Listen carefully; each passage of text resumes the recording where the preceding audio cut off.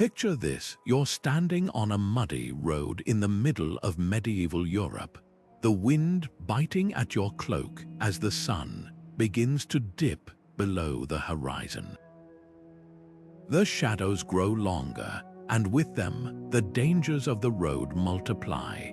Bandits lurk in the woods, wolves howl in the distance, and the cold threatens to seep into your bones. But just ahead, a flickering torchlight spills from the windows of a sturdy timber-framed building, a medieval inn. This isn't just a place to rest, it's a sanctuary, a fortress of warmth and safety in a world where every journey could be your last. Tonight, we're stepping into that world, uncovering the hidden stories behind these lifelines for travelers. How did these inns keep people safe? What secrets lie in their architecture? And how did anyone survive the relentless dangers of the road? The medieval inn was more than just a place to sleep. It was a carefully designed refuge, built to withstand both the elements and human threats. Thick wooden beams, narrow windows, and heavy doors weren't just architectural choices. They were survival strategies. Inside, the air would be thick with the scent of roasting meat, ale, and the sweat of weary travelers swapping stories of near misses and narrow escapes. These inns weren't just stops along the way, they were hubs of information, places where rumors spread, alliances formed, and strategies for surviving the next leg of the journey were whispered over flickering candlelight. But the true marvel wasn't just the buildings themselves, it was the people who relied on them. Merchants, pilgrims, knights, and even ordinary folks braved roads that could turn deadly in an instant. They carried with them not just goods or prayers, but hard-earned wisdom, where to stop, who to trust, and how to read the signs of danger. Every journey was a gamble, and every inn was a roll of the dice. So how did they do it? How did travelers turn these humble buildings into a network of survival? That's the story we're about to unravel, one timber beam, one dusty road, and one desperate traveler at a time. By the end, you'll see these inns not as relics of the past, but as masterpieces of ingenuity and resilience. So settle in, because this journey through history is just beginning. The rise of medieval inns wasn't just about comfort, it was a revolution in survival. As trade routes stretched farther and pilgrimages drew thousands onto dangerous roads, these establishments became the backbone of safe travel. Picture a merchant caravan lumbering along a muddy path, weighed down with silks, spices, and the constant fear of ambush. Without inns, their journey would be a gauntlet of exhaustion and vulnerability. But with them, they had checkpoints of security, places to rest weary animals, and crucially, somewhere to gather intelligence about the dangers ahead. Location was everything. Inns didn't just pop up randomly, they were strategically placed along well-traveled routes, often a day's ride apart. Roughly 20 miles, the distance a horse could cover before needing rest. They clustered near river crossings, mountain passes, and the edges of dense forest spots where travelers were most exposed to threats. A wise innkeeper knew his business depended on safety, so many built near watchtowers or even small garrisons, offering travelers the added protection of armed guards. Some inns grew into full-fledged way stations with blacksmiths to repair wagons, stables for fresh horses, and walls sturdy enough to deter bandits. But these weren't just pit stops, they were bustling centers of commerce and connection. Unlike monasteries, which offered charity to pilgrims, inns were unabashedly profit-driven. A traveler might pay for a bed or a spot on the floor, a hot meal, and ale brewed on site. The chatter in the common room was a currency of its own. Rumors of road closures, warnings about rogue knights, or updates on which lords were extorting tolls. For a few coins, you didn't just get a roof over your head, you bought into a network of shared survival. the inn's design reflected its dual role as shelter and stronghold. Thatch roofs kept out rain but also made it harder for arrows to ignite the building. Narrow windows let in light but kept archers at bay. Heavy doors, often reinforced with iron, could be barred from within. And the layout, a maze of chambers and alcoves, giving travelers places to hide valuables or themselves if trouble stormed in. Every architectural choice whispered the same message: you're safe here. Yet for all their ingenuity, inns couldn't erase the risks of the road. They simply made them bearable. A merchant might still lose goods to thieves, a pilgrim might fall ill, and winter storms could strand travelers for weeks. But with each new inn that rose along a trade route, the world grew a little smaller, a little more connected. These weren't just buildings. They were the glue holding a fractured medieval world together, one weary traveler at a time. If you wanted to guarantee your inn would thrive in medieval Europe, you didn't just build anywhere. You thought like a chess player, anticipating every move a traveler might make. The most successful inns hugged the edges of bustling crossroads, where trade routes spiderwebbed out in every direction. These weren't quiet country retreats. They were the medieval equivalent of highway rest stops, strategically placed where foot traffic was heaviest. A bridge perfect, rivers were natural bottlenecks forcing travelers to converge, and where crowds gathered, thirsty customers followed. But safety was just as important as convenience. Many inns nestled near town gates, close enough for travelers to sprint to the walls if bandits appeared. Some towns even had curfew inns, just outside their walls, rudimentary hostels for merchants who arrived after dark when the gates were locked. Imagine rolling up to a city as the sun set, hearing the ominous creak of the portcullis slamming shut, and spotting the warm glow of an inn just a stone's throw away. That wasn't luck, it was calculated hospitality. Water was another non-negotiable. An inn without a well or access to a stream was like a modern gas station without fuel, pointless. Horses needed to drink, kitchens needed to boil stews, and let's be honest, after miles of dusty roads, travelers weren't smelling like rose gardens. Proximity to fresh water meant an inn could offer baths, laundry, and most importantly, ale. Brewing required clean water, and nothing drew a crowd like the promise of a decent drink. Yet the real genius of these locations wasn't just practicality, it was psychology. Travelers were creatures of habit. Once a route became known for its reliable inns, people would go miles out of their way to reach them, creating self-sustaining cycles of commerce. A well-placed inn could transform a forgotten trail into a thriving artery of trade. And that's why, when you peek inside these buildings, every architectural choice, from the thickness of the doors to the height of the windows, wasn't just about durability. It was about marketing, a sturdy, smartly designed inn whispered to passers-by, "You're not just stopping here, you're surviving because of here." Step inside a medieval inn, and the first thing you'd notice wasn't the warmth or the smell of ale, it was the way the building itself seemed to bristle with defenses. These weren't just cozy retreats, they were fortresses in disguise. Thick stone walls, sometimes 3 feet deep, could withstand everything from howling storms to marauding bandits. Narrow windows, more like arrow slits than panes, let in just enough light to see but not enough for an attacker to climb through. And those heavy wooden doors. They weren't just for show. Iron hinges and crossbeams made them nearly impossible to break down, while a well-placed barricade could turn an inn into a temporary stronghold at a moment's notice.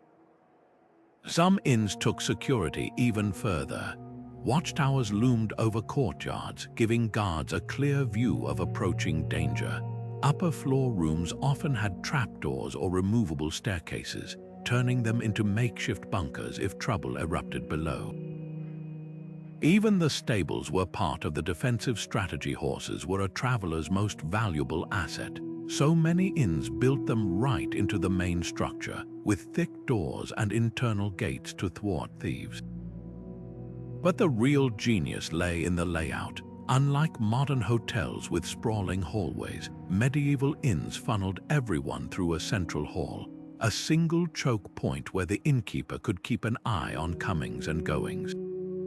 Side chambers branched off like spokes on a wheel, each one easy to seal off if a fight broke out. It wasn't paranoia, it was practicality. In a world where a lone traveler might carry a pouch of silver or a merchant's ransom in goods, every architectural choice sent a message: try anything and you'll regret it. Yet for all their rugged defenses, these inns weren't grim prisons. The same walls that kept danger out also sealed in warmth, laughter, and the clatter of shared meals.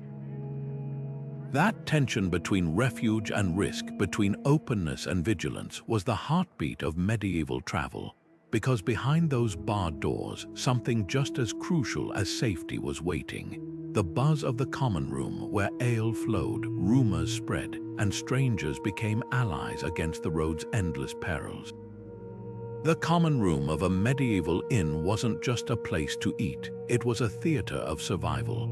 Imagine stepping inside after days on the road, your boots caked with mud, your cloak damp from rain, and the weight of exhaustion pressing down. The moment you crossed the threshold, the roar of conversation hit you like a wave. Long wooden tables groaned under platters of coarse bread, steaming stew, and tankards of ale so thick you could almost chew it. The air was thick with the scent of smoke, sweat, and whatever meat happened to be roasting over the hearth. But more than food or warmth, what travelers craved was information. Every seat at those rough-hewn benches told a story. A merchant from Genoa might be haggling with a Flemish wool trader, while a pilgrim fresh from Canterbury nursed blistered feet and traded blessings for spare coin. The innkeeper, often perched near the fire like a king on his throne, wasn't just pouring drinks, he was the gatekeeper of gossip. For the price of an ale, he'd reveal which roads were plagued by bandits, which lords charged outrageous tolls, or which bridges had collapsed in the latest storm. Misinformation could mean death, so the savvy traveler learned to weigh every rumor, cross-referencing tales with the grizzled knight in the corner or the peddler who just arrived from the opposite direction. Yet the common room was more than a news hub, it was a fleeting sanctuary of camaraderie. Strangers who'd never meet again shared laughter over dice games, passed around wineskins, and sometimes even formed impromptu travel alliances for safety. A lone woman might attach herself to a group of merchants for protection, while a minor noble could hire extra swords after hearing whispers of an ambush ahead. These weren't just social interactions, they were negotiations for survival, sealed with handshakes and ale. And then there was the fire, the heart of it all. Its light flickered across faces, turning weary travelers into storytellers, spinning yarns of haunted forests, miraculous escapes, and far-off cities paved with gold. The fire didn't just warm bones, it forged temporary communities. For a few hours, the road's dangers faded, replaced by the crackle of flames and the hum of shared humanity.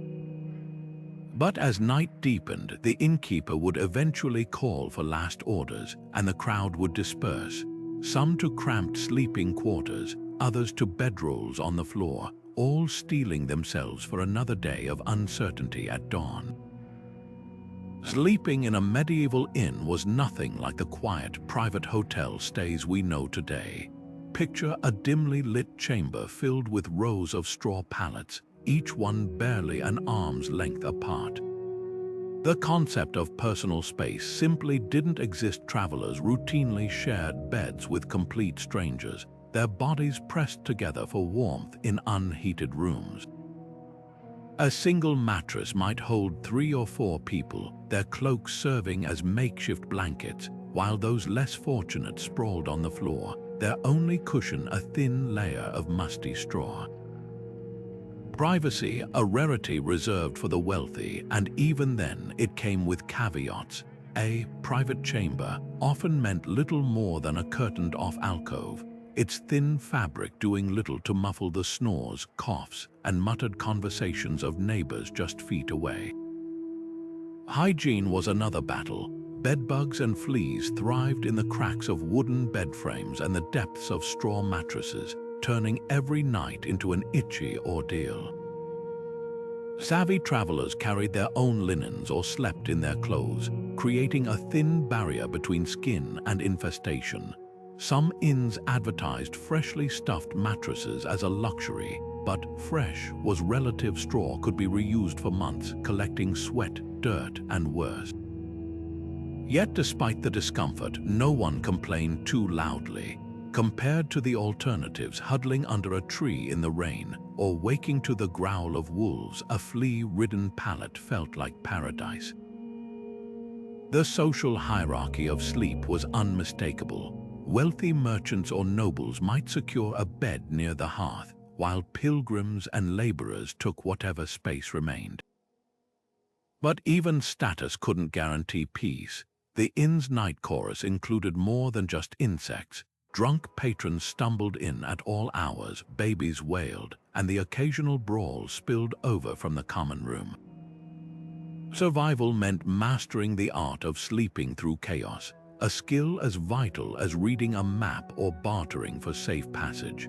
Yet there was an unexpected upside to this forced intimacy. Sharing a bed with strangers wasn't just about scarcity, it was about safety. Travelers often paired up deliberately, forming temporary alliances against thieves who might slit throats in the dark. A shared bed meant shared vigilance, and many a would-be robber thought twice before targeting a group. In a world where danger didn't clock out at sundown, the communal chaos of an inn's sleeping quarters wasn't just a nuisance, it was a nightly rehearsal for survival, where every snore, shuffle, and sudden movement could mean the difference between waking up alive and never waking at all. A steaming bowl of stew might not sound like a feast, but for a medieval traveler, it was the closest thing to luxury on the road. Inns served meals designed to fill bellies and sustain energy-thick, grainy bread that could double as a plate, wheels of hard cheese that wouldn't spoil, and cauldrons of stew simmering for hours with whatever ingredients were cheap and plentiful. Root vegetables like turnips and onions bulked out the pot, while scraps of salted meat or dried fish added a whisper of protein. This wasn't gourmet dining, it was edible fuel meant to fortify travelers for another grueling day of journeying. Wealthier guests might encounter more variety: fresh fish if the inn was near a river, or even game like venison or wild boar in regions with dense forests. But these were exceptions, not the rule. Most travelers subsisted on what the locals called pottage, a catch-all term for whatever could be thrown into a pot and boiled into submission. Spices like pepper or cinnamon were treasures reserved for the elite, so flavor came from hardy herbs like thyme or rosemary, foraged from nearby fields. The result, meals that were hearty but monotonous, a far cry from the spiced delicacies served in noble households. Yet the real challenge wasn't just taste, it was safety. Clean water was a gamble, so travelers avoided it altogether. Instead, they drank weak ale, brewed to be less intoxicating than modern beer but boiled enough to kill parasites. Wine, often watered down to stretch supplies, was another option for those who could afford it. Even children drank these fermented beverages, as the alternative, contaminated water, could mean dysentery or worse. Smart travelers never relied solely on inn meals. Many carried their own provisions, sacks of grain for porridge, dried fruit, or strips of salted meat that could be revived in boiling water. Pilgrims might receive charity meals from monasteries, while merchants traded spices or silks for better rations at prosperous inns. Every bite was a calculation, a balance between carrying enough to survive and not weighing down a horse or cart. But the shared meal was more than sustenance. It was a ritual, sitting shoulder to shoulder with strangers, passing a shared trencher of bread soaked in gravy. Travelers forged temporary bonds over the humblest of feasts. In a world where the next meal wasn't guaranteed, the inn's table became a rare space of abundance, where even the simplest food carried the weight of survival. Beyond the warmth of the hearth, however, the road waited, and with it, dangers no stew could fortify you against. Bandits lurked in wooded stretches, toll collectors demanded arbitrary fees, and storms could turn paths into death traps of mud. The safety of the inn's walls was fleeting, a reminder that every meal might be your last before facing the wilderness again. The moment a traveler stepped beyond an inn's heavy doors, the fragile illusion of safety shattered. Roads in medieval Europe weren't just inconvenient, they were gauntlets of relentless danger. Highwaymen didn't merely lurk in shadowy forests, they studied travel patterns like predators tracking prey. Certain stretches became notorious narrow passes where cliffs funneled victims into ambushes, dense thickets perfect for hiding, or remote bridges where gangs could demand tolls at sword point. These weren't desperate peasants picking pockets. Organized bands often had insider knowledge, bribing stable boys for information about wealthy merchants or pilgrims carrying silver votives. A lone traveler stood little chance, which is why many hired guards or joined caravans, sacrificing speed for safety in numbers. But human threats were just the beginning. Wolves, though wary of humans, grew bold in winter when hunger gnawed at their instincts.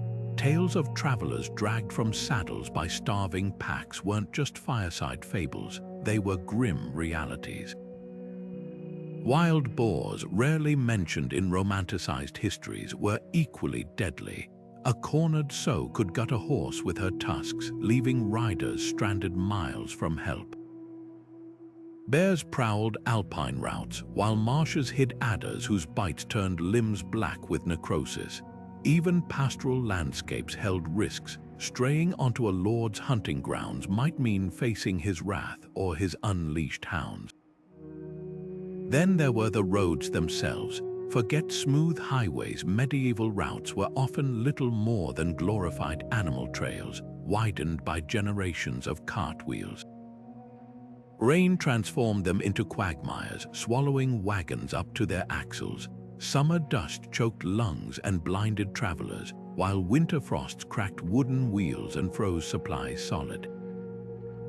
Bridges, where they existed, were rickety death traps. Many travelers forded rivers instead, gambling on shallow crossings. Stories abound of merchants watching helplessly as entire carts and the fortunes they carried were swept downstream. Weather wasn't just an inconvenience, it was an executioner. Snowdrifts could bury paths overnight, leaving travelers to wander until exhaustion or hypothermia took them. Spring thaws swelled rivers into torrents, and summer storms brought lightning strikes that ignited forests. The wise followed the rhythms of seasons, halting journeys for months at a time, but not everyone had that luxury. Pilgrims braved winter roads to reach holy sites by Easter, while couriers raced against time to deliver messages for warring lords, yet travelers weren't helpless. They developed ingenious strategies to outwit the road's cruelty. Convoys sent scouts ahead to check for bandit signs, disturbed foliage, fresh hoofprints, or suspiciously clear path, a tactic to lure victims into traps. Many carried thief lights, lanterns with multiple wicks that could stay lit for days, deterring wolves and signaling distress. Some pilgrims sewed relics into their cloaks, believing divine protection outweighed the weight penalty.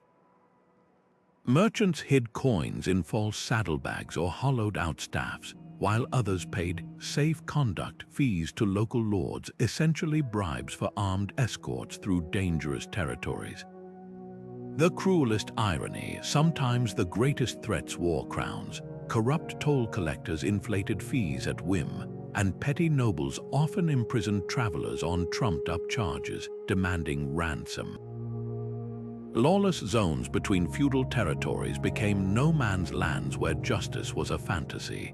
Survival required more than strength. It demanded street-smart savvy, knowing which lord's crest meant safety, which innkeeper's nod signaled a tip off to thieves, and when to abandon pride and beg for mercy. Because on the open road, vulnerability wasn't just a weakness, it was a death sentence. To travel alone in the Middle Ages wasn't just lonely, it was borderline suicidal. Bandits preyed on isolation, wolves targeted stragglers, and even a twisted ankle could spell doom without help. That's why savvy travelers moved in packs, transforming the road into a collective survival project. Merchant caravans were the armored convoys of their day, dozens of wagons creaking along in tight formation, flanked by hired swordsmen with hands never far from their hilts. The sheer size of these groups sent a clear message to would-be attackers. The payoff wasn't worth the bloodshed. Pilgrims took a different approach, banding together under the banner of faith. A lone traveler might be robbed, but 100 chanting pilgrims waving relics and crosses. Even the boldest cutpurses hesitated. Monasteries along popular routes like the Camino de Santiago organized these mobs of the devout, offering safety through sheer numbers. Illness or injury didn't mean abandonment either. Groups often included healers, or at least comrades willing to drag a fallen friend to the next hospice. But the real unsung heroes were the seasonal patrols. On routes notorious for banditry, local lords sometimes deployed armed riders to sweep the roads, their presence alone cutting attacks in half. These weren't altruistic public servants, they were profit-driven protectors. Safe roads meant thriving trade, and thriving trade meant hefty tolls and taxes. Merchants paid extra for these safe conduct guarantees, effectively funding their own security. The system wasn't perfect. Larger groups moved slower, and internal tensions, like competing merchants or clashing pilgrims, could spark fistfights in the ranks. Yet the alternative was unthinkable. Stories circulated of fools who'd ignored warnings and ridden off alone, only to be found days later in ditches, their purses and throats slit. So travelers traded tips at inns like life or death stockbrokers. Take the northern fork after the mill, the southern pass has fresh graves. Every journey became a group project where the price of admission was watching each other's backs. Religion didn't just offer spiritual comfort on these treacherous roads, it shaped the very infrastructure of survival. Monasteries doubled as way stations, their doors open to pilgrims in exchange for prayers or labor. Some kept detailed logs of safe routes, which priests shared like sacred gossip.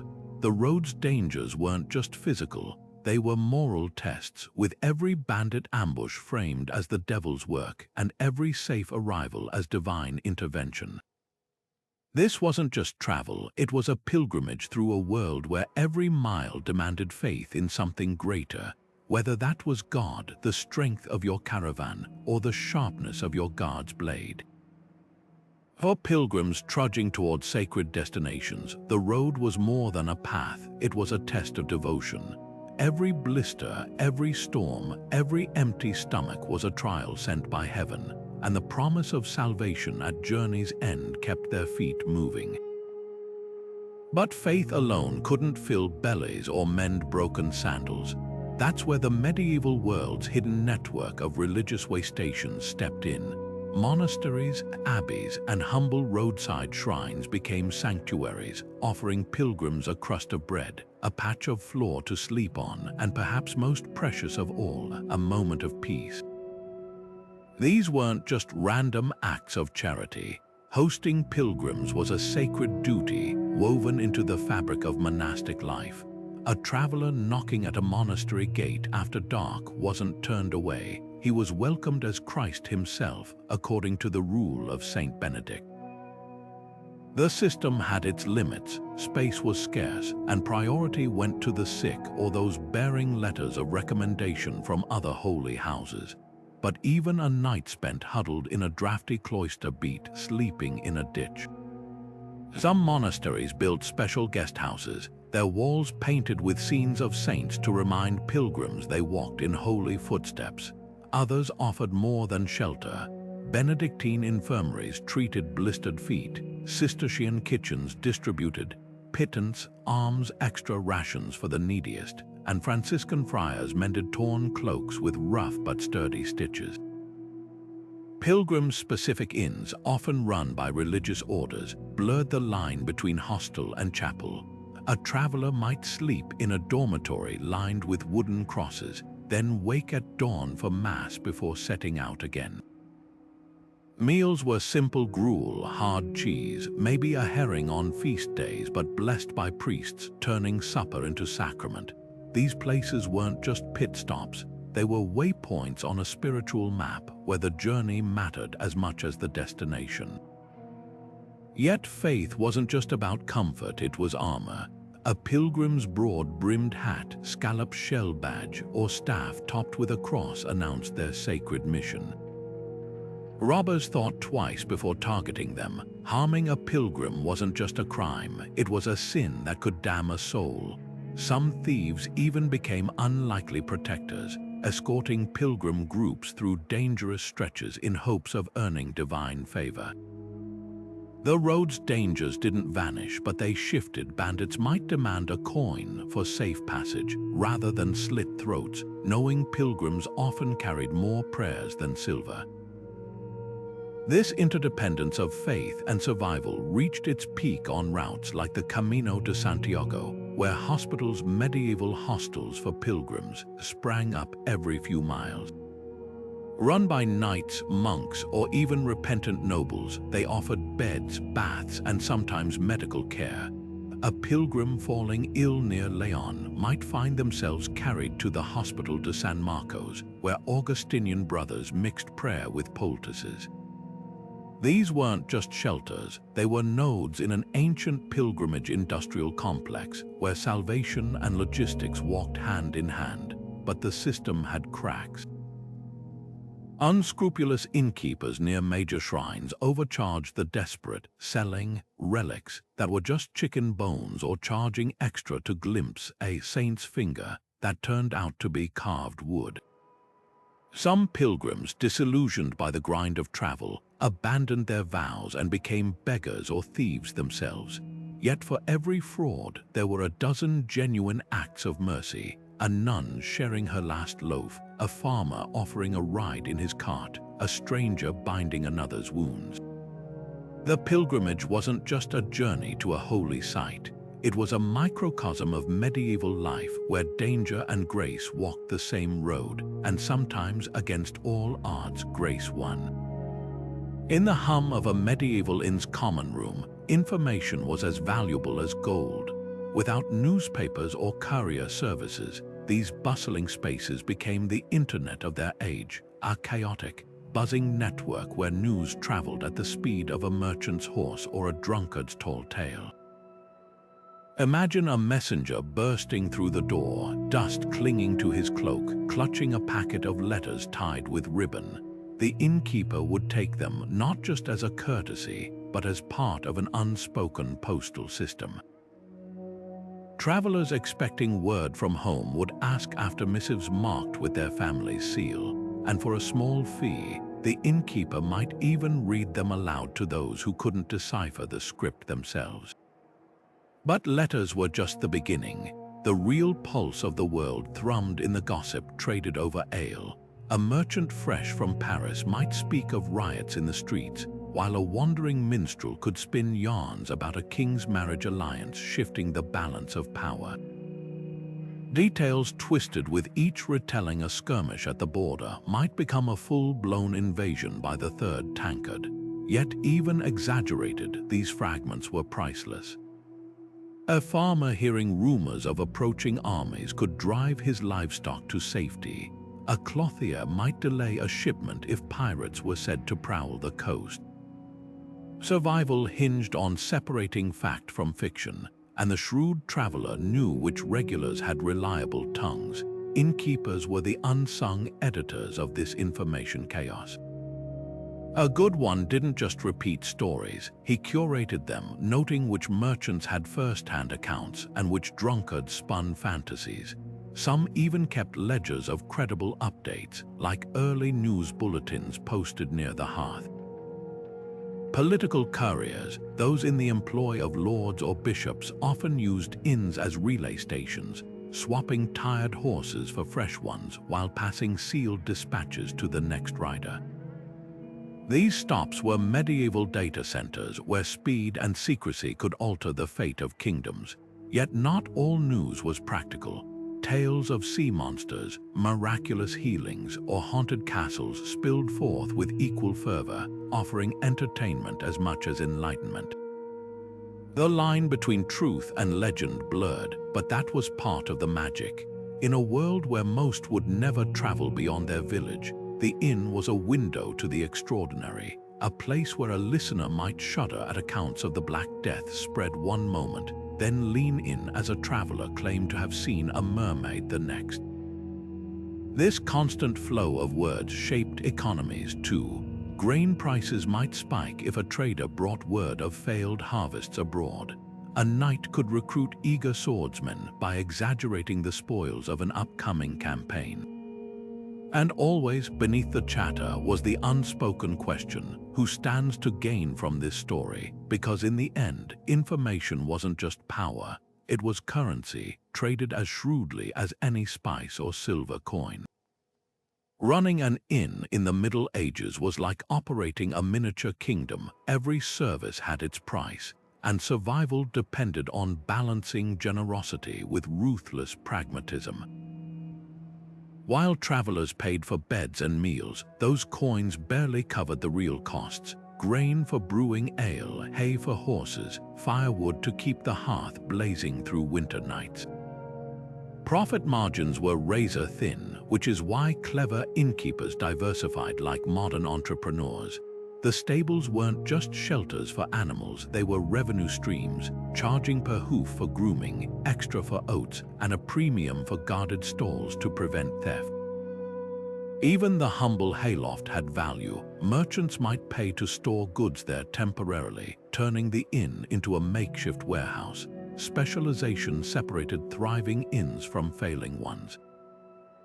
Establishments near pilgrimage routes catered to the devout, offering simple dormitories and selling lead badges stamped with saints' images. Those along trade routes wooed merchants with private chambers, secure storage, and even scribes to draft contracts. The most luxurious, often called hostelries, courted nobles with feather beds, spiced wines, and courtyards where retinues could camp. Class distinctions were stark. A wealthy silk trader might dine on roast capon in a curtained alcove, while a wandering friar spooned gruel in the kitchen corner, paying with blessings instead of coin. But the real moneymakers were the services no one advertised. Many innkeepers functioned as unofficial bankers, safeguarding purses for regular clients or discreetly exchanging foreign currencies at inflated rates. Some became pawnbrokers, holding jewelry or weapons as collateral when travelers ran short. A merchant stranded by winter might trade a bolt of Flemish wool for lodging, which the innkeeper would later sell at a markup.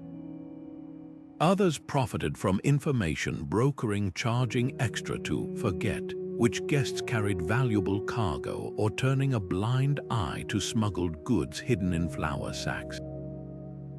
Yet for all their ingenuity, innkeepers walked a tightrope. Charge too much and travelers would bypass you for cheaper rivals. Charge too little and you'd starve. Local lords demanded taxes, guilds set price caps on ale, and bad harvests could triple grain costs overnight. Many supplemented income by farming nearby plots or keeping pigs fed on kitchen scraps. The smartest cultivated relationships with powerful patrons. A bishop's favor might mean a monopoly on pilgrim traffic, while a lord's protection could deter bandits and corrupt bailiffs alike. This delicate ecosystem explains why deception flourished. Not every innkeeper was a cheat, but desperation bred creativity. Watered-down ale, straw mattresses billed as goose feather, and fresh fish that had been salted for months were common tricks. Some staged elaborate scams, like hiring thugs to rob guests on the road only for the innkeeper to heroically recover their goods for a fee. Travelers told horror stories of beds swarming with lice, but the real danger was financial: counterfeit coins, rigged dice games, or sudden damage fees for unscratched furniture. The line between hospitality and exploitation blurred quickly. An inn might welcome a rain-soaked traveler with warm broth, then charge exorbitant rates once the storm trapped them. Others operated like medieval timeshares, demanding prepayment for seasons when roads were busiest. Yet amid the grift, genuine kindness persisted. Many innkeepers extended credit to regulars, sheltered fugitives from unjust lords, or fed starving wanderers knowing they'd never be repaid. Because everyone understood the unspoken rule, today's generous host could be tomorrow's desperate traveler, begging at a rival's door. The flickering torchlight of an inn might promise safety, but not every doorway led to sanctuary. Behind some of those weathered wooden beams lay treachery innkeepers with fingers in the criminal underworld, running establishments that were little more than traps. Imagine sipping a tankard of ale, only to wake hours later stripped of your purse, your horse, even your boots. Some taverns earned grim nicknames like Cutpurse's Rest or Thieves' Haven, where the beds came with hidden knives and the wine with sleeping draughts. Travelers whispered of establishments where floorboards creaked, not from age but from hidden cellars where victims were held for ransom. The methods of deception were as varied as they were cruel. A common trick involved the Good Samaritan scam. An innkeeper's ally would pose as a fellow traveler, gaining trust over shared meals before slipping a drug into the ale. Others operated on delay. Guests would pay upfront for a week's stay, only to be discovered with stolen goods planted in their bags, giving the innkeeper an excuse to seize their belongings as compensation. The most brazen even staged fake robberies, with masked men bursting in to steal from guests while secretly splitting the loot with the inn's owner. Word of mouth was the medieval trip advisor. A merchant who'd survived a night at the notorious Red Boar Inn might carve a warning into its doorframe, a crude symbol of a crossed-out coin or a skull. Pilgrims exchanged coded phrases at shrines. The Fox's Den brews bitter ale meant danger, while Saint Agnes watches over the oak cradle signaled a trustworthy stop. Over time, certain routes developed blacklists of inns to avoid, passed down like folklore from one generation of travelers to the next. Laws existed, in theory, to punish these predators. Medieval legal codes prescribed harsh penalties for innkeepers who robbed guests, fines, public floggings, even expulsion from guilds. Some towns required inns to post bonds as insurance against fraud. But enforcement was haphazard. A corrupt sheriff might ignore complaints for a cut of the profits, and travelers passing through rarely stayed long enough to testify. Justice, when it came, was often poetic. Records from York describe an innkeeper forced to wear a stolen purse around his neck while being paraded through the streets. Yet travelers weren't helpless. The wise developed habits to outfox predators. Many carried their own sealed tankards to avoid drugged drinks or slept with purses tucked into hidden pockets stitched into their clothes. Wealthy merchants traveled with tasters, servants who sampled food and drink first. Some went further. German mercenaries were known to nail their chamber doors shut from the inside, while Italian bankers hired bodyguards to stand watch in shifts. The golden rule: never reveal your full purse and always ask fellow travelers where they'd slept safely last. This shadow economy of trust and betrayal reveals a deeper truth. The road didn't just test endurance, it sharpened wits. Every flickering hearthlight forced a calculation, warmth or wariness, comfort or caution, because in the end, surviving the night wasn't just about strong doors or sturdy locks. It was about learning to read the silence between an innkeeper's smile and the glint of the knife beneath his cloak. Navigating medieval Europe's labyrinth of roads required more than luck. It demanded a keen eye and a memory sharper than a scribe's quill. Forget GPS or even paper maps, travelers relied on a patchwork of natural markers and hard-won wisdom. A gnarled oak split by lightning, a crumbling wayside shrine, the distant silhouette of a monastery's bell tower. These were the signposts that guided weary feet. Pilgrims followed routes studded with stone crosses, each one a reassurance they hadn't strayed toward bandit country. Sunlight slanting through leaves told time and direction, while the position of stars offered nocturnal travelers a celestial compass. But nature's clues could be fickle. A snowfall might bury landmarks, and spring floods could erase entire paths, leaving even seasoned guides scratching their heads. Hiring a local guide was the medieval equivalent of buying premium navigation, expensive but sometimes life-saving.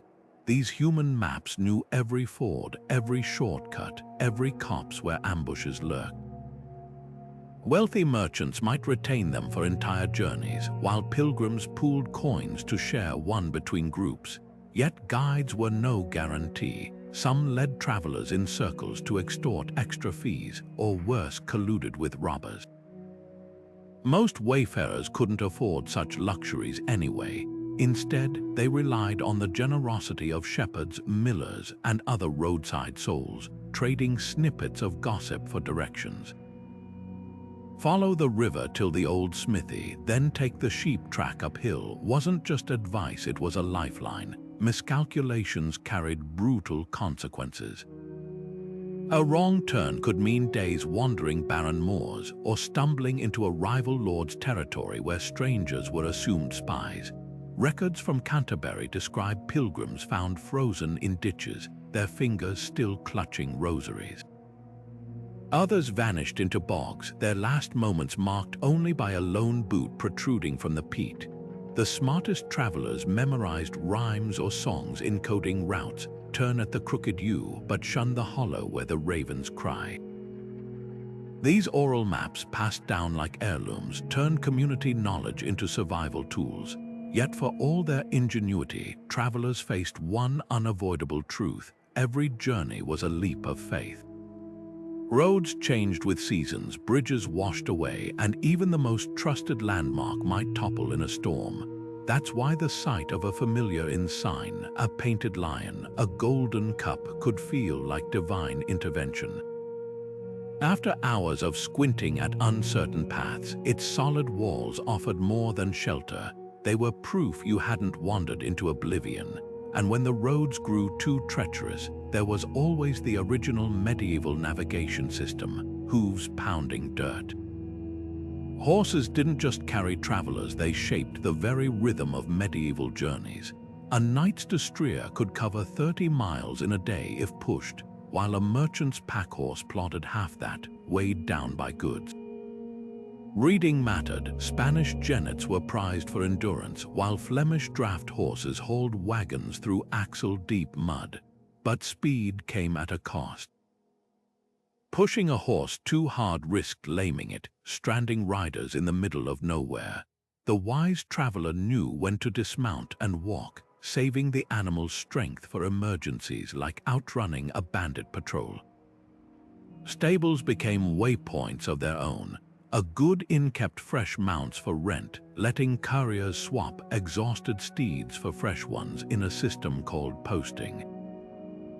This relay could move messages astonishingly fast. King Edward I's letters sometimes crossed England in 2 days, but ordinary travelers rarely enjoyed such luxury.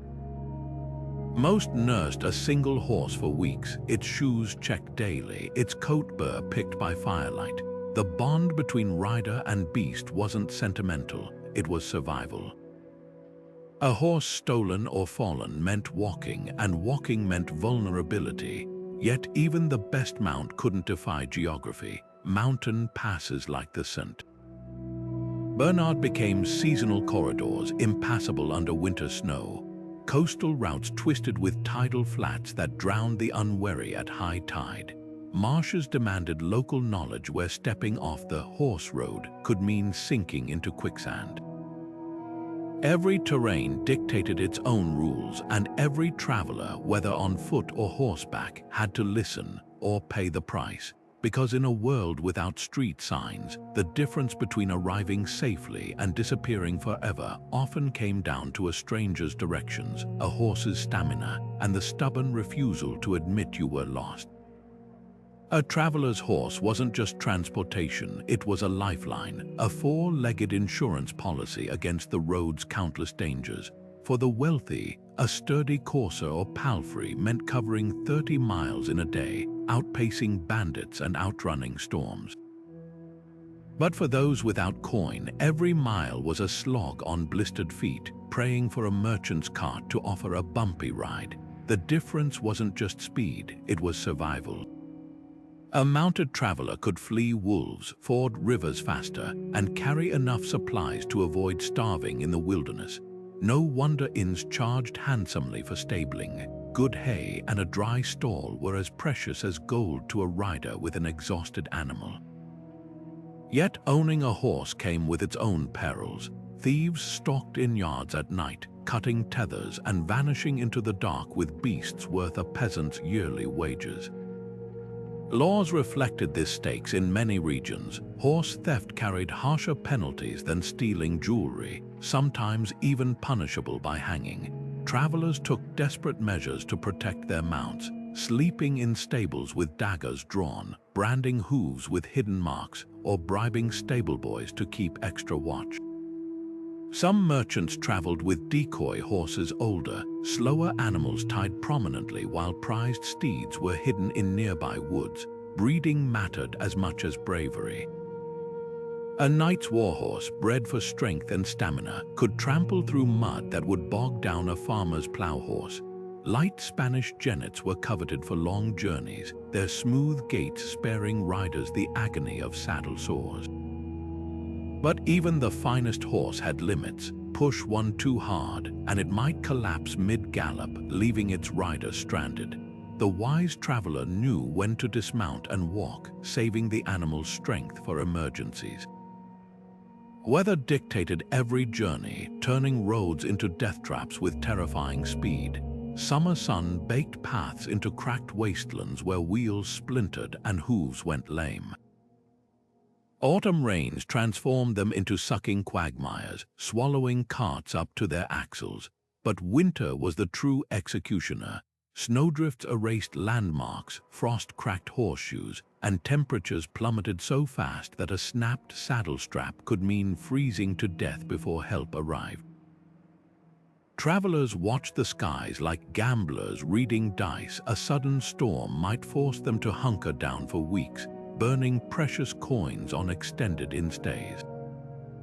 The smartest planned journeys around seasons, avoiding alpine passes when avalanches loomed or coastal roads when gales churned the tides into killers. Pilgrim guides noted which months brought sleet to the Pyrenees or fog to the English fens. Yet even the best-laid plans faltered. Records from medieval chronicles tell of merchants buried in sudden blizzards, their frozen hands still clutching reins, and of messengers who vanished into floods, their last shouts drowned by roaring rivers. Nature didn't negotiate, it dictated, and the travelers who survived were the ones who listened. A sudden downpour on the open road wasn't just inconvenient, it was a potential death sentence. Without modern gear, medieval travelers faced nature's fury with nothing but wool cloaks and sheer grit. Winter transformed journeys into brutal trials. Snowdrifts swallowed paths whole, leaving travelers to wander blindly until they collapsed from exhaustion. Frozen rivers cracked underfoot, and the cold seeped into bones, turning fingers black with frostbite. Records from alpine passes tell of entire merchant trains buried under avalanches, their goods, and sometimes their frozen bodies still emerging from glaciers centuries later. Summer posed its own horrors. Dust choked travelers on sun-baked roads, while relentless heat turned metal armor into ovens and leather saddles into blistering straps. Dehydration killed as surely as any bandit. Water sources dried up or became rank with algae, forcing desperate sips from muddy hoofprints. Insects were more than nuisances. Horseflies drove animals to madness, and disease-ridden mosquitoes lurked near marshes. Only fools or fugitives traveled at midday in high summer. The wise moved at dawn or dusk, wrapping faces in cloth against the swirling dust.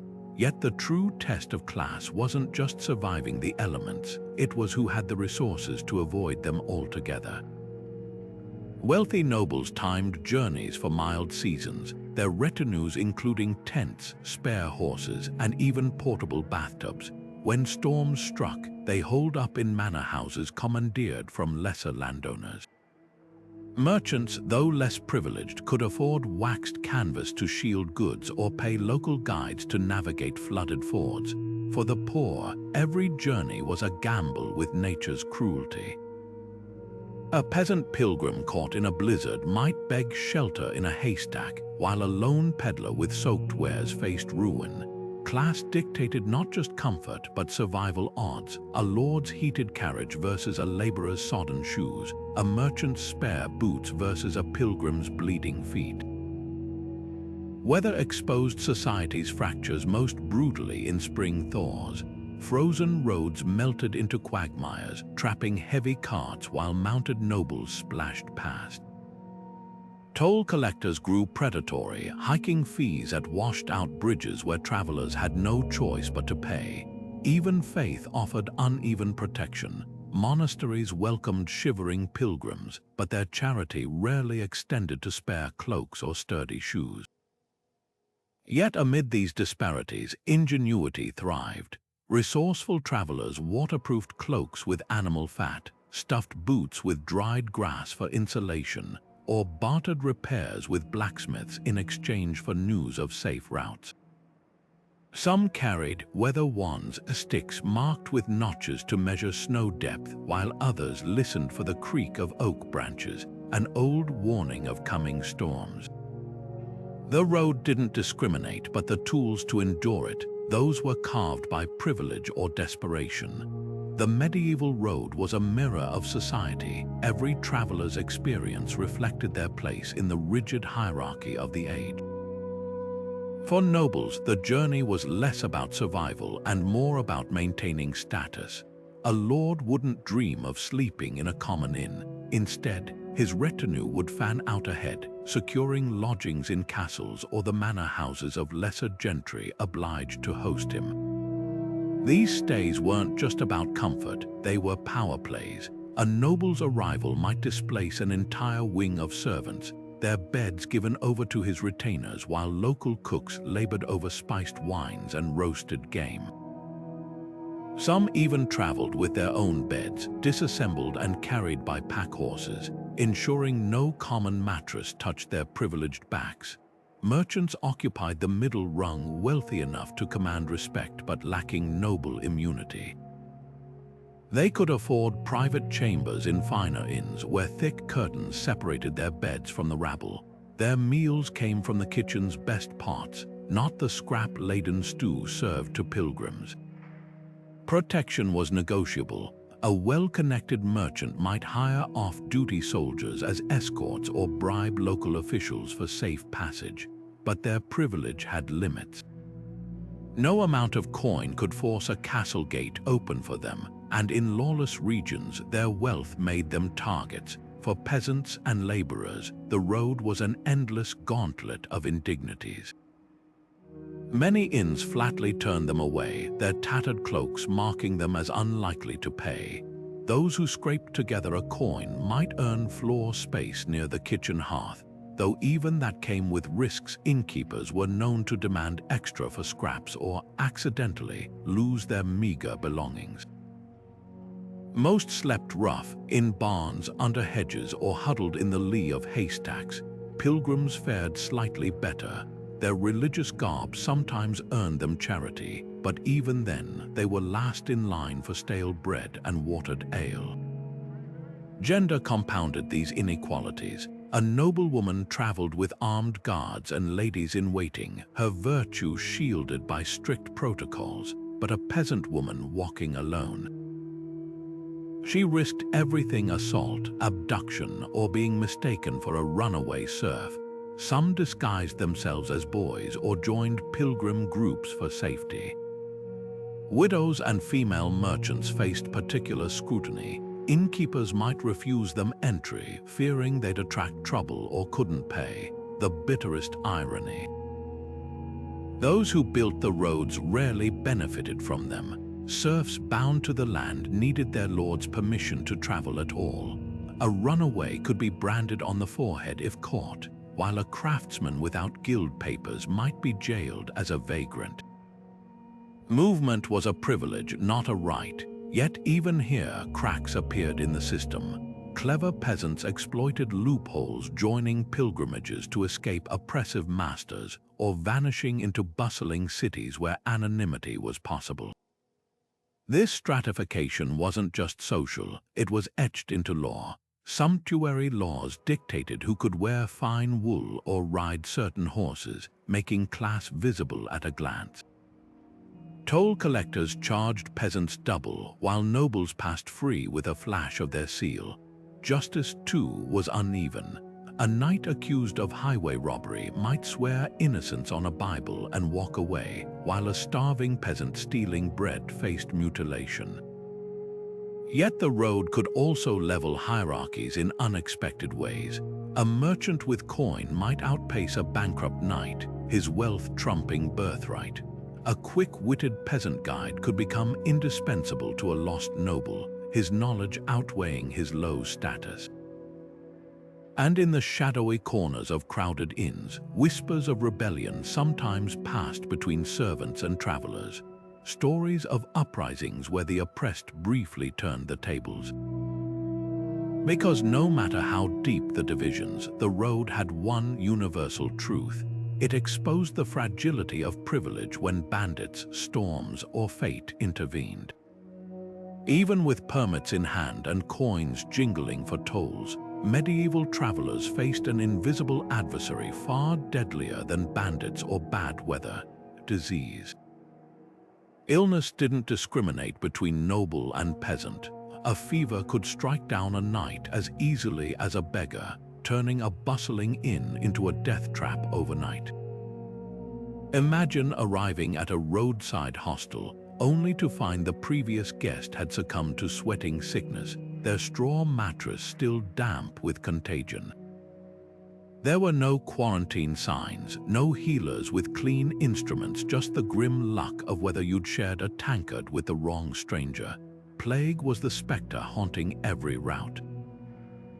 When outbreaks flared, towns sealed their gates like fortresses under siege, leaving travelers stranded in the wilderness. Some desperate souls resorted to bribing guards to look the other way, smuggling themselves in with carts of grain or hiding under bundles of cloth. Others circumvented towns entirely, camping in fields where the only company was the howling of wolves. But even the open road offered no refuge. Merchants carried more than goods. They transported fleas in bales of wool and rats stowed away in grain sacks, turning trade routes into highways for pestilence. Inns became both sanctuaries and vectors. While some kept separate sick rooms or burned herbs to purify the air, most simply packed travelers together, turning shared meals into feasts for microbes. Dysentery spread through contaminated wells, while respiratory illnesses hopped from bed to bed with each cough in the night. Pilgrims were especially vulnerable. Their routes crowded, unsanitary, and strewn with the sick, functioned like medieval superspreader events. Records from Canterbury describe corpses piled by roadside shrines, their mouths still flecked with the blood of violent fevers. Yet amid the horror, glimmers of medical wisdom emerged. Some innkeepers hung bundles of lavender or sage, believing their scent warded off miasmas. Travelers chewed garlic like primitive antibiotics or carried pomanders' perfumed balls thought to neutralize bad air. Monasteries along pilgrimage routes operated rudimentary infirmaries where monks prescribed honey poultices or herbal teas. None of these remedies could halt the Black Death, but they offered something equally vital: the illusion of control in a world where a sneeze might be a death sentence. The road's cruelest irony: sometimes the very measures meant to protect travelers accelerated their doom. Quarantine laws forced merchants to wait outside town walls for 40 days, but those makeshift camps, filthy and overcrowded, became breeding grounds for more disease. Guards tasked with inspecting travelers for plague symptoms often took bribes to ignore telltale buboes, letting infection slip through the gates.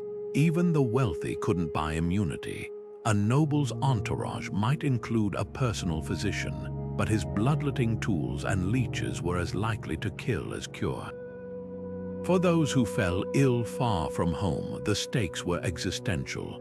A peasant might be abandoned by companions fearful of contagion, left to die in a ditch with only crows for witnesses.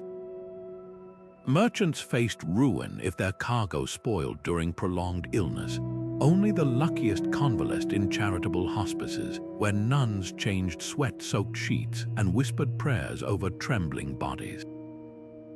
Recovery was a lottery, and the price of a losing ticket wasn't just death. It was vanishing without a grave, your name erased by the wind and the wolves. The air inside a packed medieval inn wasn't just thick with smoke and sweat. It was alive with invisible threats. Every cough from a corner, every feverish traveler slumped over a table, sent silent ripples of dread through the room. Disease didn't need swords or sieges to conquer. It rode on the breath of merchants, the fleas in pilgrims' cloaks, the unwashed hands passing a shared loaf of bread. Outbreaks like the Black Death turned inns from sanctuaries into death traps, where a single night's stay could mean joining the grim tally of corpses piled outside town walls by morning. Healers and herbalists peddled hope in small, dubious packages. Travelers tucked pouches of wormwood or garlic into their belts, believing these pungent charms could repel miasmas, the bad air thought to carry sickness. Others clutched reliquaries containing slivers of saints' bones, praying divine intervention would spare them when human efforts failed. Wealthier wayfarers might afford a plague doctor's amulet, a beaked mask stuffed with rose petals or cloves, though these did little against the true culprit: bacteria and viruses thriving in filth. Innkeepers walked a razor's edge. Turning away the sick risked divine wrath or community scorn, but hosting them could doom every guest. Some tried half measures, mixing vinegar into wash water, hanging juniper branches over doorways, or insisting travelers sleep head to toe to minimize breath sharing. None of it worked. The sheer density of bodies ensured disease's victory. Straw mattresses crawled with lice, chamber pots overflowed into floor rushes, and communal towels became vectors for everything from dysentery to leprosy. The roads themselves amplified the carnage.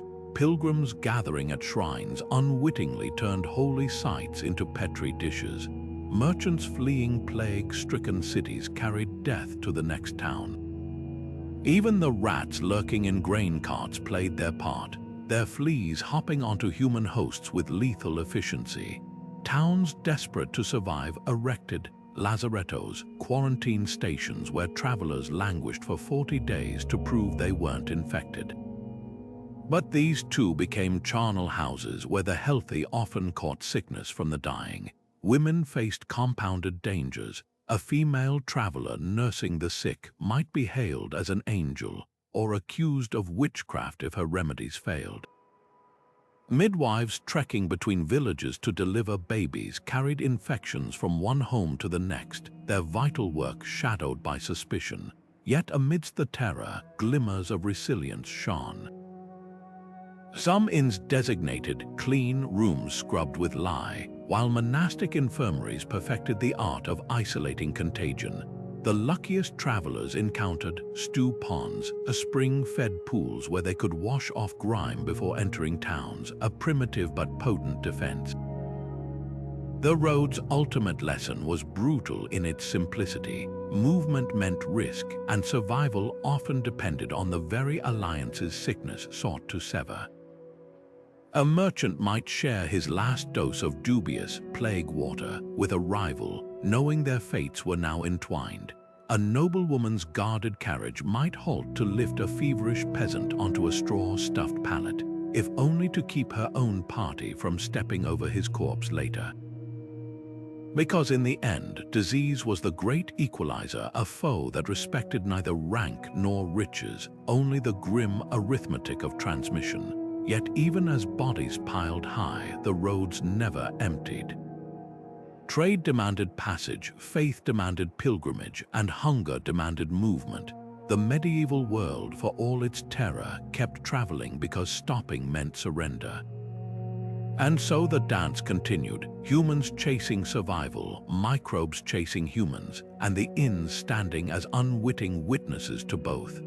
For a woman traveling alone in medieval Europe, every mile was a tightrope walk between necessity and peril.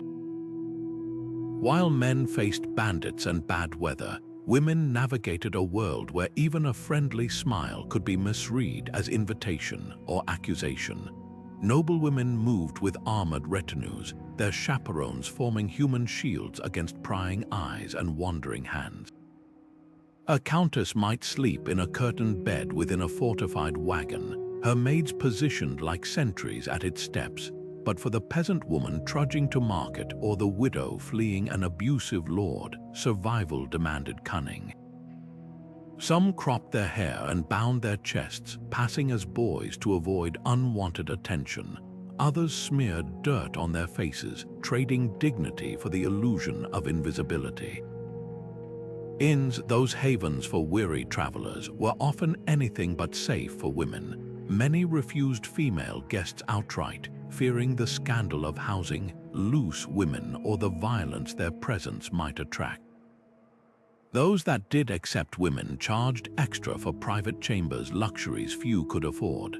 Most slept in communal halls, where a cloak draped over their faces was the only barrier against groping hands or whispered threats. Records from London's courts tell of alewives assaulted in their own taverns, their cries ignored by patrons who dismissed them as harlots the moment they served a drink. Pilgrimage offered a fragile veneer of protection. A woman in a nun's habit or a pilgrim's broad hat could sometimes invoke enough piety to deter predators. Groups like the Beguines, lay religious women who traveled between convents, developed secret signs to warn one another of dangerous routes or innkeepers with wandering eyes. But even faith had limits. Church courts overflowed with cases of pilgrim women robbed or violated, their attackers gambling that no one would believe a wandering woman's word over a local man's. The law provided little refuge. A noblewoman could appeal to her family's status, but a peasant woman accusing a well-connected traveler of assault might find herself jailed for slander. Some towns required female travelers to carry letters of virtue from local priests, a humiliating proof of chastity that did nothing to stop violence. Widows and female merchants faced double suspicion, too independent to be respectable, yet too vulnerable to refuse demands from corrupt bailiffs or innkeepers demanding protection fees. Yet amid the darkness, pockets of resistance flickered. Certain inns, often run by widows, became known as safe havens, their matrons wielding iron skillets and sharper tongues against harassers. Midwives and herbwives traveled covert networks, passing warnings about unsafe routes through coded herb names. and some women turned the system's hypocrisy against itself. A clever traveler might spin a tale of a vengeful noble husband waiting ahead, deterring would-be assailants with fiction when reality offered no shield. The road's evolution mirrored these struggles. By the late Middle Ages, some pilgrim hostels installed segregated dormitories, while a handful of progressive cities appointed female road wardens to patrol popular routes. But progress was glacial. For every new protection, there were 100 unchanging miles where a woman's safety still hinged on her wits, her disguises, and the fragile kindness of strangers. As trade routes expanded and inns multiplied, their designs began reflecting these shifting tensions. High-walled courtyards appeared, offering secluded spaces for female travelers to rest without scrutiny. Separate entrances for women became status symbols in luxury hostelries, though few could afford such niceties. The most progressive establishments, often run by women themselves, advertised chastity locks on chamber doors, a marketing tactic that revealed just how dire the need had become. Yet the greatest change wasn't in architecture, it was in attitude. Slowly, grudgingly, the world began admitting that women had as much right to the road as men. Not safely, not equally, but persistently. And that stubborn persistence, the refusal to stay home, to stop moving, to surrender, would eventually reshape the very idea of travel itself. From cramped pilgrim ships to bustling urban hostels, the medieval world was knitting itself together, one dangerous, necessary journey at a time. The inns that dotted these routes were more than businesses. They were the glue holding a fractured continent together, offering warmth, warning, and weary companionship to souls brave enough to keep moving. The road never promised safety, but for those willing to face its perils, it offered something just as vital: connection. And in a world where most lives were measured in acres and harvests, that was a currency as precious as gold. The creak of wooden wheels and the clatter of hooves didn't vanish with the Middle Ages. They evolved, dragging inns into a new era of speed and scale. By the 16th century, Europe's rutted trails had widened into proper roads, and the invention of the stagecoach turned inns into bustling hubs of a continent on the move. No longer just shelters for lone riders, these upgraded establishments, now called coaching inns, stretched to accommodate entire teams of horses and the passengers who relied on them. Imagine a courtyard alive with shouted orders, grooms swapping exhausted steeds for fresh ones in under 5 minutes, and travelers gulping down hot meals before the horn blew to signal departure. Efficiency was the new currency, and inns became the pit stops of a pre-industrial world. Yet for all the changes, echoes of medieval ingenuity lingered. The common room, that chaotic heart of gossip and ale, still thrived, now packed with merchants comparing pocket watches instead of daggers. Heavy timber beams remained, though now supporting upper galleries where private chambers overlooked the courtyard. Even the old defensive features found new purpose. Those narrow windows, once designed to repel arrows, now let coachmen keep watch for highwaymen. The bones of the medieval inn had simply been dressed in modern finery, proving that good design transcends centuries. Some of these hybrid spaces became legends. London's Tabard Inn, immortalized by Chaucer, transitioned from a pilgrim's rest to a coaching giant, its stables sprawling to hold hundreds of horses. Others, like the Red Lion in Salisbury, built vast clock towers to mark coach schedules with precision unheard of in the Middle Ages. But the real marvel was the network they formed, a web of way stations spaced at strict intervals matching a horse's stamina. This wasn't just progress, it was a revolution in predictability, taming the chaos of travel into something resembling a timetable. Today, you can still touch these living artifacts. A pilgrim's rest in South Africa, though younger, mirrors medieval layouts with its forge and herb garden. England's Old Bell Inn, dating back to the 12th century, serves modern diners under the same beams that once sheltered knights. These places aren't museums, they're time machines where the past refuses to fade. The next time you check into a hotel, take a closer look. That lobby bar buzzing with conversation. It's the direct descendant of the common room, the concierge desk, a polished version of the innkeeper's post. The more travel changes, the more it clings to the comforts first carved out by medieval minds. Stepping into England's old trip to Jerusalem, founded in the shadow of Nottingham Castle in the 12th century, isn't just a visit, it's a plunge into living history. The low, timbered ceilings, worn smooth by centuries of shoulders brushing past, still bear the soot of long-extinguished candles, tankards line shelves that have held them since the days of Richard the Lionheart, and the uneven stone floors whisper of countless travelers who have crossed them, from knights to modern-day tourists clutching smartphones. This isn't a museum, it's a time capsule where the ale still flows and the fireplace crackles as it did when crusaders gathered here to swap tales of the Holy Land. Over in Germany, Rothenburg's medieval inns boast even older roots, their half-timbered facades leaning precariously over cobbled streets, their guest books filled with names spanning 600 years of weary wayfarers.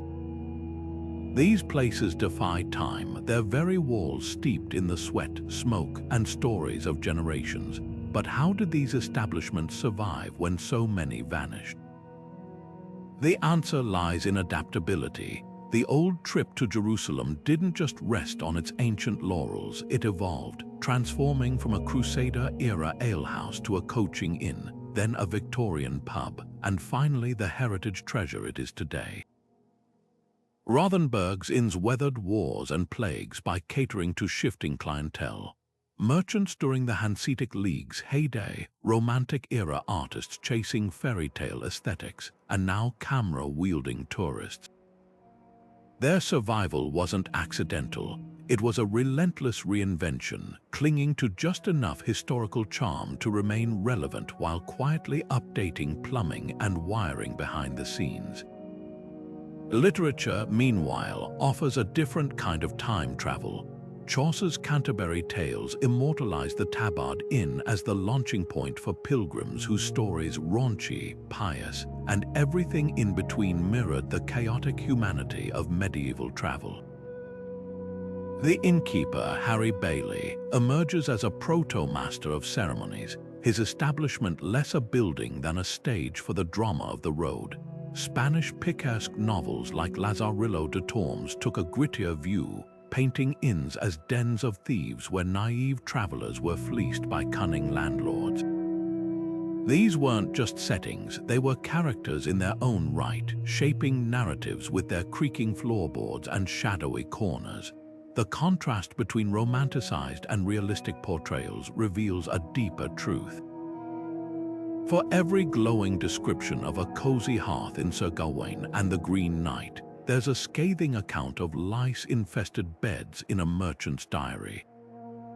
Literature's inns exist in duality, places of camaraderie and danger, sanctuary and exploitation. They remind us that the past was never monolithic. It was as messy and contradictory as the travelers who passed through these doors, leaving behind echoes we can still almost hear if we listen closely. Chaucer's Canterbury Tales doesn't just describe medieval travel, it throws open the doors of the Tabard Inn and lets us smell the ale, hear the laughter, and feel the tension simmering beneath the camaraderie. The pilgrims gathered there aren't just characters, they're a microcosm of the road itself, the worldly wife of Bath trading raunchy stories with the pious parson, the knight's noble bearing contrasting with the miller's drunken bawdy tales. Every interaction crackles with the unspoken rules of the journey. Trust carefully, share sparingly, and always keep one hand on your purse. These stories weren't just entertainment, they were survival guides wrapped in verse, teaching listeners how to navigate the dangers of the road through humor and caution. Over in Italy, Boccaccio's The Decameron paints an even darker picture of roadside hospitality. One tale tells of an innkeeper who murders guests in their sleep, stashing bodies in wine barrels, a grim reminder that not every flickering lantern promised safety. Yet even these horror stories served a purpose. They codified the collective fears of travelers, turning whispered rumors into shared cultural touchstones.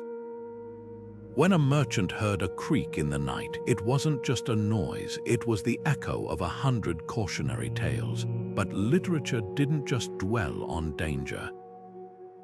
The anonymous Sir Gawain and the Green Knight transforms a humble roadside castle into a place of wonder, where a stranger's generosity hides supernatural tests. Here, the inn isn't a pit stop, it's a liminal space where the ordinary meets the mythical, reflecting how medieval travelers saw their journeys, as encounters with the unknown, where any door might lead to peril or salvation. These works reveal a paradox at the heart of medieval travel.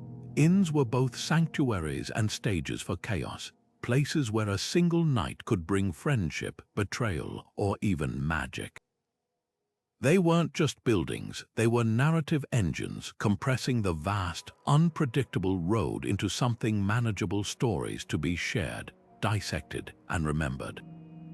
And as we'll soon see, the cracks in the floorboards of these literary inns hide secrets far older than parchment, because while poets were spinning tales, real travelers were leaving behind clues, not in ink, but in the dirt and stone beneath our feet.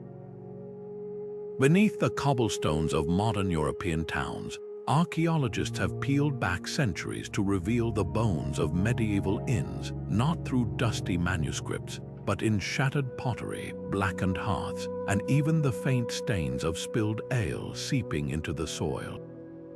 At London's infamous Cross Quays in sight, excavators found oyster shells piled like snowdrifts, remnants of a menu offering cheap, plentiful protein to travelers. Nearby, the imprint of a long-rotted barrel told a silent story of nights when the clink of tankards drowned out the howling wind.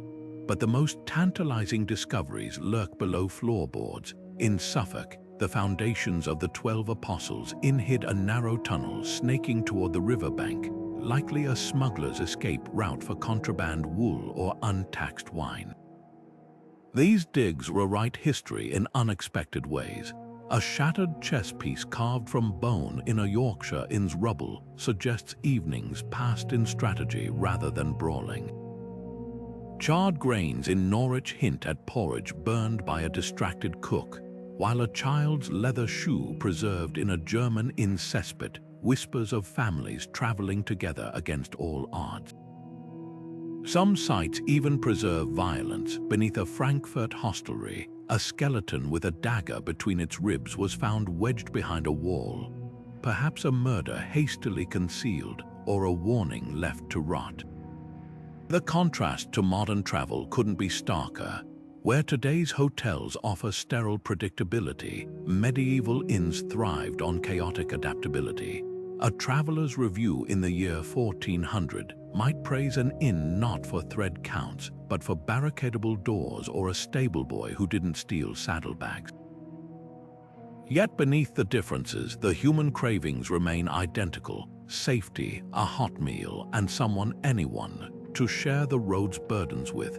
The next time you swipe a keycard in a mirrored hotel lobby, remember, you're standing in the direct lineage of those smoky, ale-soaked refuges where survival was the only amenity that mattered. Imagine a medieval merchant waking up in a modern highway rest stop, the hum of vending machines replacing the clatter of hooves, the glow of LED lights instead of flickering torches. Our world would seem like sorcery to them. Roads smooth as castle tabletops, steel carriages hurtling at unimaginable speeds, and tiny glowing maps whispering turn-by-turn directions. Yet for all our advancements, the essence of travel hasn't changed as much as we think. Bandits no longer lurk in forests, but phishing scams drain digital wallets with the same ruthless efficiency. Weather still strands travelers, though now it's flight cancellations rather than frozen rivers. And while we've traded straw pallets for memory foam mattresses, the fundamental rhythm of the journey, move, rest, repeat, remains etched into our bones. The most striking difference lies in predictability. Medieval travelers set out knowing each mile could bring disaster, a collapsed bridge, a fever, a knife in the dark. Today, apps calculate our arrival time down to the minute, rerouting us around traffic jams with algorithmic precision. But this illusion of control shatters the moment a blizzard closes an interstate or a hotel overbooks, revealing how thin the veneer of modern convenience really is. We've eliminated wolves and highwaymen only to face new adversaries, cancelled reservations, hidden resort fees, and the existential dread of lost luggage. Something profound has been lost in translation, though the communal grit of the road. A medieval inn's common room forced strangers into conversation, creating alliances over shared stew and watered ale. Now we scroll through phones in hotel lobbies, earphones sealing us off from potential companions. The solo business traveler eating room service, sushi, might envy the camaraderie of pilgrims singing bawdy ballads by firelight. Our journeys are safer, yes, but also lonelier, stripped of the raw human connections forged through shared vulnerability, yet traces of the old ways persist. Truck stops along the Trans-Canada Highway have become the coaching inns of our era, where drivers swap tips about rogue ice patches and which way stations to avoid. Hostels catering to backpackers deliberately recreate the communal spirit of medieval way stations, with bunk beds and shared kitchens inviting conversation. Even the humble roadside diner, with its counter seats and bottomless coffee, channels the egalitarian chaos of an inn's common hall, just with better sanitation. Perhaps the most telling overlap is our enduring need for waypoints. Medieval pilgrims counted their progress in shrines. Modern road trippers mark it with quirky landmarks. The world's largest ball of twine, a neon dinosaur straddling a gas station. These aren't just photo ops, they're psychological mile markers, proof we're moving forward. The roadside attractions of today serve the same purpose as wayside crosses did 800 years ago, reassuring us we're on the right path, that others have come this way before, and that the journey itself holds meaning beyond the destination. As we zip past medieval inns repurposed as boutique hotels or themed pubs, it's worth pausing to consider what we've gained and what we've left behind in the dust. The road will always test us, whether we're navigating by stars or satellites, and somewhere between the GPS voice saying, recalculating, and the echo of a long-dead innkeeper's warning about bandits ahead, the essential truth remains: every journey, no matter the century, is a negotiation between comfort and risk, between solitude and solidarity. The rest stops change, the human story doesn't. Medieval inns were more than timber and thatch, they were the beating heart of a world constantly on the move. Those thick walls and narrow windows weren't just architectural quirks, they were silent guardians standing between weary travelers and the chaos outside. Every heavy door barred against the night, every flickering torch in the courtyard, whispered the same promise: you're safe here for now. But these buildings weren't just fortresses. They were the original social networks, where news spread faster than a galloping horse, where alliances formed over shared bread, and where a stranger's tip about bandits ahead could mean the difference between life and death. What's astonishing isn't just how travelers survived the road, it's how much of their ingenuity still echoes in how we move today. Modern hotels might not need arrow slits, but haven't you felt that same relief stumbling into a well-lit lobby after a delayed flight? Roadside diners with their countertop chatter are the heirs to the common room's boisterous camaraderie. Even our obsession with travel reviews mirrors the medieval practice of carving warnings into door frames. The tools have changed, but the human needs haven't. Safety, connection, and the fragile hope that the next bend in the road won't be our last. So the next time you check into a hotel or pause at a highway rest stop, take a moment to listen. Beneath the hum of Wi-Fi and the clink of minibar glasses, you might just hear the ghosts of those ancient inns. The laughter, the whispers, the clatter of tankards raised in toast to survival.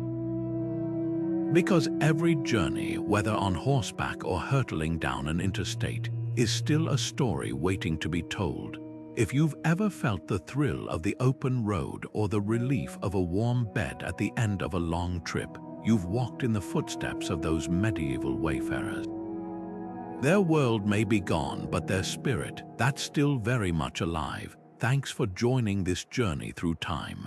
If you enjoyed unraveling the secrets of medieval travel, don't forget to like, subscribe, and share your own thoughts in the comments below. What's the most unexpected lesson history has taught you about hitting the road? Until next time, safe travels, fellow time travelers. The road awaits.